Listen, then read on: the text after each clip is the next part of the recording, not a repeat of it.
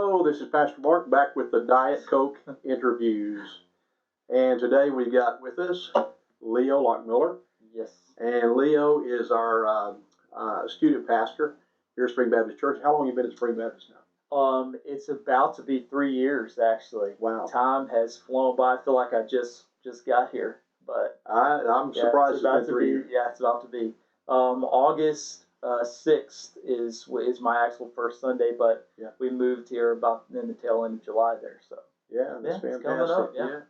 Well, before you can be a minister, it's probably a good thing that you get saved first. Yeah, that's good. And, so why don't you tell us about your salvation experience, how old you were, and what happened? Give us that. Sure. Yeah. So I grew up unchurched in an unchurched family, and so my mom and dad weren't taking me to church, and so the only way that I got to go to church was local church people showing up at my house, and so there was a lady by the name of Betty Lou Smith, and she would show up on Wednesday nights and Sunday mornings. She would drive up into our driveway and honk the horn and say, "Come get in the car," basically for me and my brothers. And I definitely didn't want to get in the car. I would most of the time run and hide from that because I didn't want to go to church. And so that happened for several years. And then when I was 14 years old, I finally got the chance to go to a church camp for the very first time. And she said, "Do you want to go to church camp?" And I love to camp. I didn't know what that was. So I went, and it was at this camp, Daniel Springs Baptist and Camp. Ever heard of that? No, never have. Yeah, it's in Gary, Texas, in Far East Texas, and just a small camp. And during the week, they talked about Jesus and talked about giving your life to Christ. A lot of it was just going over my head. And then on the very last night, they said there was a very clear gospel presentation, and I was moved. And so there was a girl. She was several years older than me. Came to me and said, "Do you want to give your life to Jesus? Come down with me to the altar, and I'll pray with you down here." So I went down, and I remember just for the first time feeling loved by God. We went out and had this small group time afterwards, and felt connected. But after that, I was really in and out of church. Just kind of, had started going to church a little bit, but then got out of church. I didn't get baptized at that time. And then at the age of 16, 17, I started playing guitar. And the youth group was like, "Hey, do you want to come play guitar?" In our youth group. And so I did. And but it was when I was 18 years old after I graduated high school. I was just living a life of sin, not following Jesus at all. Had a moment where I had a medical issue. I had a collapsed lung while I was in Florida, and was going to need major surgery to get that fixed. And in that moment, I prayed and talked to God. It sounds kind of cliche, like a "God help me in this moment, Right. and I'll follow you" type deal, but that's what actually happened. Yeah. And so I prayed, and God, I believe, fully healed me in that hospital, and I got out, and that was in Florida, and I went back to Texas and went to that same church.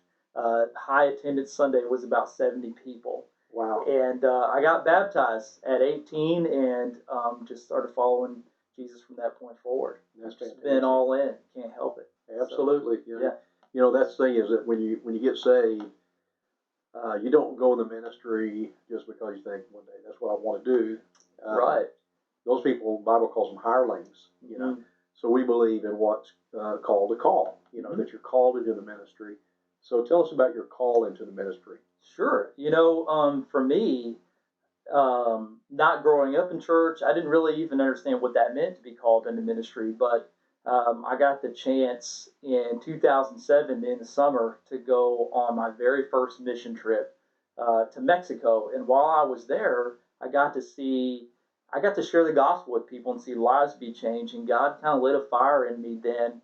And just watching the lives be transformed, I never imagined that that's something I'd be doing every day of my life. And so it was that following August, I went to a small junior college called Jacksonville College and got connected with a student pastor there. And and some other guys, and they were talking about, being surrendered to ministry and going all in. And then I had felt deep within me that I was supposed to be doing something more. And it was in that about kind of towards the end of August, early September, that I just knew without a doubt that God was calling me into ministry full time. And I was nervous because honestly, I thought, I don't want to be one of those old preacher guys in a suit and tie putting everybody to sleep. That was my view of it. But man, was I wrong. Ministry is so much more than that. Yeah. So I knew I would not be happy doing anything else in my life unless I just went all in. And so I prayed in my dorm, got on my knees and said, God, here I am. And so the Lord has been gracious to me and opened doors for me ever since. So I don't do this because it's a job. It really is a calling. My feet hit the ground in the morning, and I cannot wait to do this. That's fantastic. So, that's fantastic. Yeah. Yeah. When you look at your call, you hit on a nail there. If you could do anything else other than the ministry, you really should. Yeah, right. But if it's all you can do, Mm-hmm. you think about it all the time. It's on your heart all the time. It's burning in your soul all the time. And that's what you've got to do, is to pursue that call. I'm glad that you responded to that call. So, well, tell us about your family. Yeah, so my family, I am married, praise God, out of my league, to Kristen, and we got married in 2013, November 2013, and she has a heart and a passion for ministry and for worship, and I have 3 kids, Hudson, Ford, and Jovi, and they're 4, 3, and 1.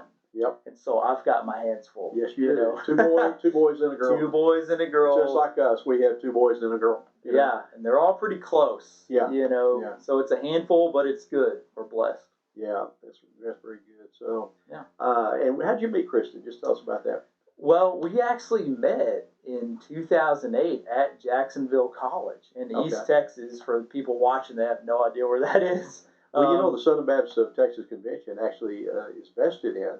Yes, I didn't know that. Yeah, it's a great. We support it. Yeah, it's a great school, great little 2-year school. But we met there in 2008. She showed up from Richardson, Texas, and I am from a town called New Summerfield, Texas, population 900. Yeah. And so she came in to the school, and I was leading worship at a local church there. I was the worship leader for the youth band.